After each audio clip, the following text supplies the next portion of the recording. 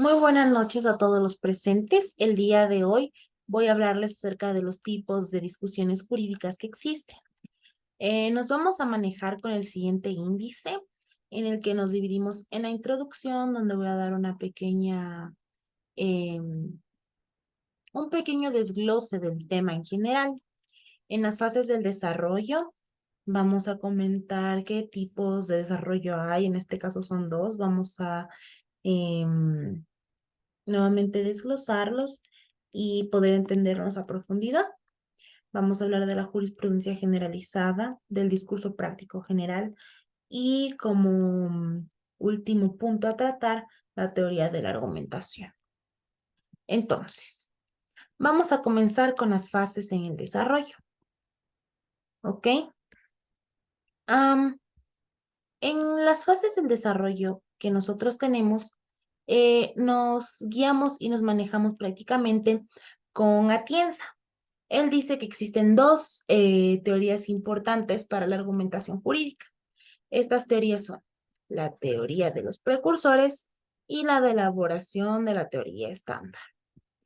La teoría de los precursores nos dice que la ciencia jurídica y el proceso del pensamiento por el que estas opiniones jurídicas se forman no tenían, en los días en los que comenzó, un fundamento teórico, sino que descansaban en una comprensión intuitiva, no a priori, de los problemas jurídicos que existían en ese entonces.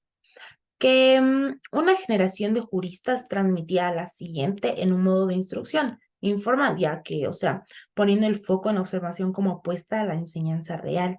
Recuerden en alguna medida los oradores futuros que vendrían después. Entonces, es una secuencia que nosotros tenemos. Ahora, en la teoría de la elaboración estándar, es más un modelo de gramática generativa propuesto por Noam Chomsky, así como la primera postulación completa de la gramática transformacional. Esta teoría trata de un dispositivo compuesto por tres componentes: el componente sintáctico, el componente semántico y el componente fonológico. El sintáctico se encarga de la generación de la oración, el semántico se encarga del procesamiento semántico de aquella oración y el componente fonológico se encarga de asignarle una representación fonética a la oración, cosa que es increíblemente interesante e importante en el mundo jurídico. Ahora vamos a hablar de la jurisprudencia generalizada, teniendo como el primer exponente a Tulin. Tulmin en 1958 muestra una oposición al estudio formal y típico de los argumentos. Lo que él quiere hacer es renovar todo ese sistema, cambiarlo para mejor. ¿Y de qué nos habla? De un modelo del derecho denominado jurisprudencia generalizada. ¿Qué es la jurisprudencia generalizada? La jurisprudencia generalizada es una englobación de todos los conceptos de jurisprudencia que tenemos. Algunas de ellas lo hacen desde un contenido funcional, un contenido filosófico, legal, y algunos otros autores las hacen desde un punto de vista estructural, como Tulin. Sin embargo, en resumen, podemos mencionar que la jurisprudencia es el conjunto de principios, razonamientos y criterios que emiten las autoridades jurisdiccionales facultadas para ellos. ¿A qué? Al interpretar o modificar o aplicar leyes. Esta palabra de jurisprudencia es la ciencia generalizada del derecho y el conocimiento del mismo. Tulin prácticamente saca toda esta conocimiento, absorbe todo esto por Justiniano, pues porque a él se le atribuye la definición de jurisprudencia. Este latinismo de jurisprudencia por Justiniano habla del conocimiento de las cosas divinas, humanas, la ciencia de lo justo y de lo injusto. Entonces, Tulin lo que hace es generalizar todo ese concepto para que al momento del discurso jurídico, este sea mucho más entendible, práctico y tenga un buen desenvolvimiento y desarrollo. Ahora vamos a hablar del discurso práctico general, ¿ok?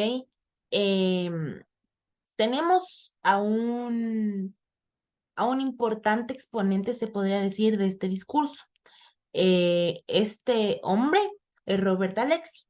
Y en el libro que hemos leído para el desarrollo de esta tarea, Robert Alexy nos dice que la argumentación jurídica debería verse obviamente como un discurso y un caso especial, el discurso práctico general, pues se define en base a una serie de reglas que van más allá de lo lógico o de lo formal.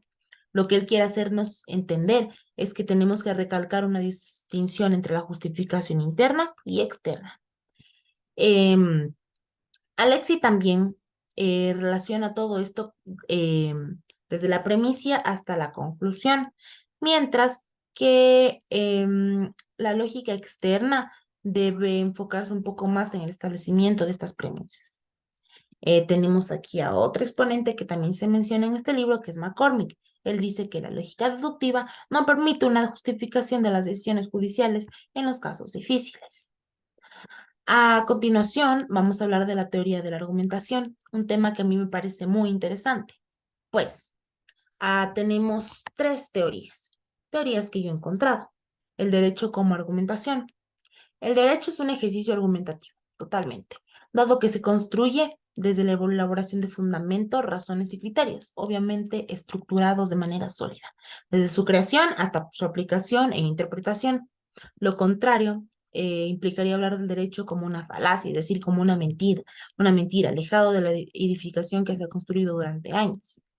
Como antecedentes históricos tenemos a Aristóteles y Cicerón.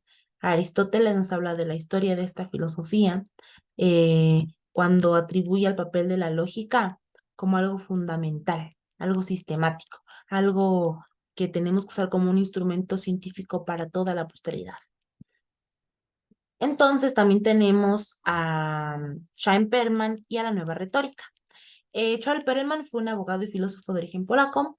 Él nos habla que la lógica de los abogados no es un segmento de la lógica formal, es más bien un razonamiento lógico formal en el que debemos basar nuestra teoría de la argumentación.